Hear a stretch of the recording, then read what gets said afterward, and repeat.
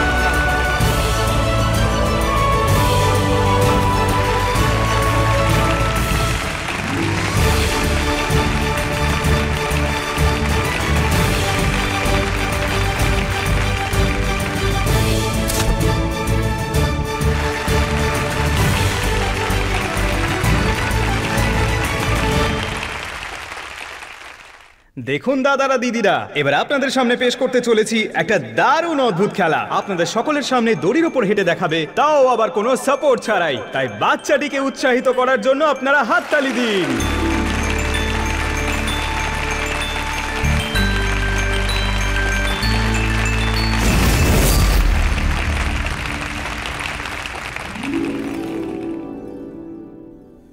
মা, এটা কি সত্যি একটা ছোট্ট বাচ্চা মেয়ে দড়িতে হাঁটবে? হ্যাঁ সোনা, ওই দেখো, ওই যে দড়িটা টাঙানো আছে ওর উপর দিয়ে হাঁটবে।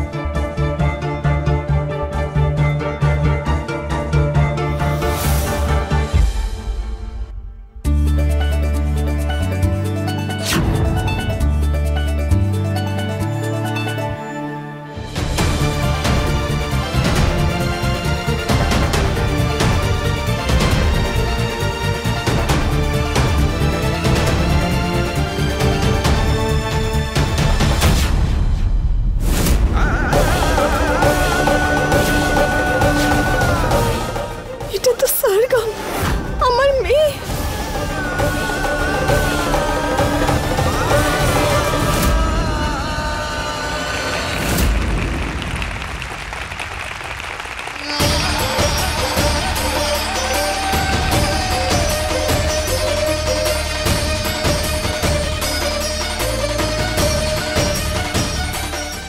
সরগম,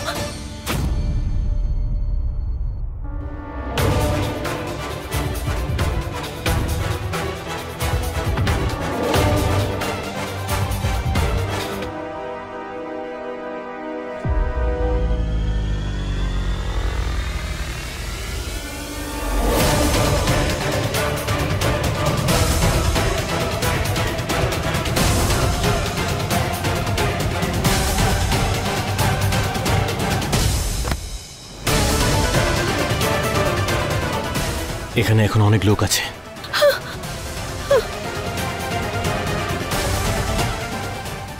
সরগম, চিন্তা করো না, কিচ্ছু হবে না ওর।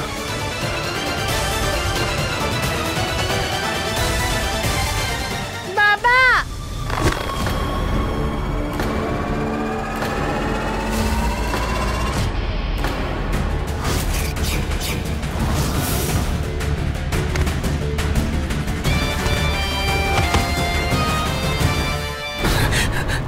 সোনা, শুনতে পাচ্ছ? মা আমার, সোনা চোখটা খোলো, চোখটা খোলো প্লিজ। সোনা,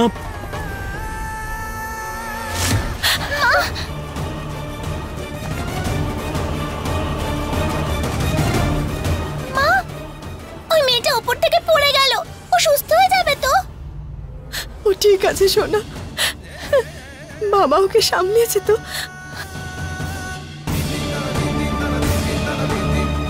একটিবার চোখ খোলো, চোখটা খোলো প্লিজ। শুনতে পাচ্ছ? বাবা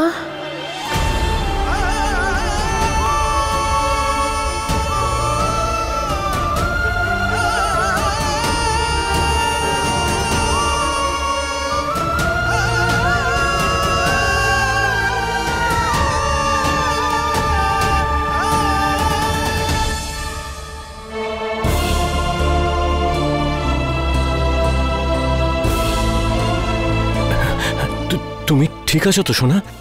আঘাত লাগেনি তো? হ্যাঁ আমি ঠিক আছি আঙ্কেল, থ্যাংক ইউ, তুমি আমায় বাঁচালে।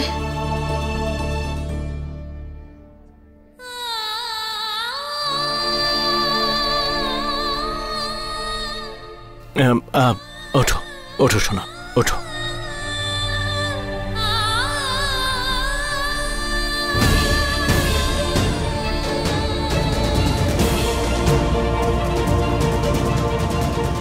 কোথায় নিয়ে যাচ্ছ বাচ্চাটাকে?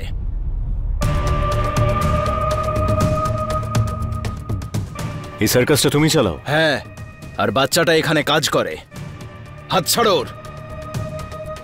তোমাদের কি একটুও লজ্জা করে না? এতটুকু বাচ্চা ছেলে মেয়েদের দিয়ে এত ভয়ঙ্কর কাজ করাও? ট্রেনিং দিই, কিছু হয়েছে? ওর জন্যই এই সার্কাস চলে। আর ছোটখাটো রিস্ক তো থাকে, তাই না? যদি একটু সেফটির ব্যাপারে চিন্তা ভাবনা করা যায় না, তাহলে এই ছোটখাটো রিস্ক ভালো করে এলিমিনেট করা যায়। আর দ্বিতীয় কথা হলো, যদি বাচ্চাটার আঘাত লাগতো তাহলে তার দায়িত্ব কে নিত?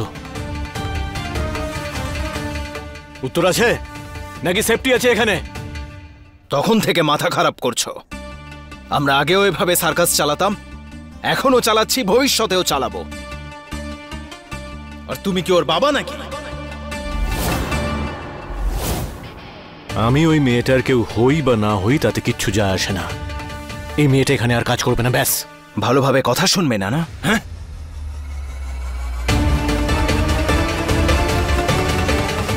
এই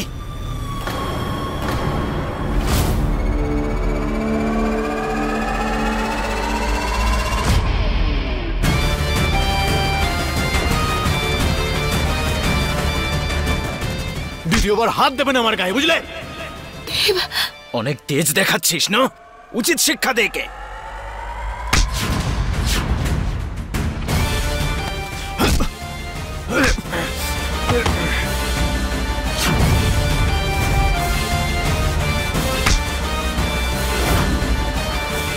না দেব, দেব দেব দেব ছাড়ো। বাবা, বাবা চলো না এখান থেকে। ছাড়ো দেবকে, ছাড়ো ছাড়ো।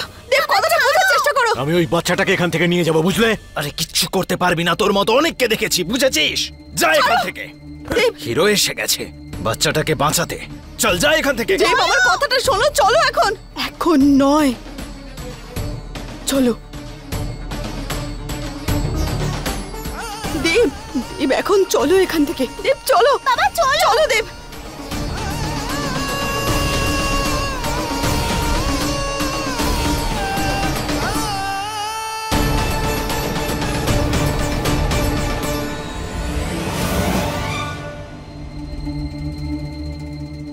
একটা ছোট বাচ্চা মেয়ের সঙ্গে এরকম কেউ করে নাকি? পারো পারো পারো পারো পারো পারো পারো, তুমি চিন্তা করো না, প্লিজ তুমি চিন্তা করো না। আমি এখনই কমিশনারকে ফোন করছি। না না না না, দাঁড়াও। পারো কিন্তু? দেব না, দাঁড়াও।